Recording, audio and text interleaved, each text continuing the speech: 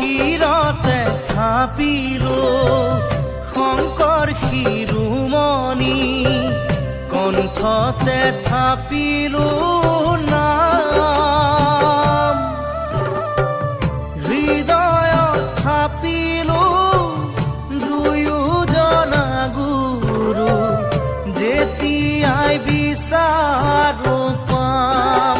ও ৰাম ৰাম গুৰু আমাৰ প্ৰাণ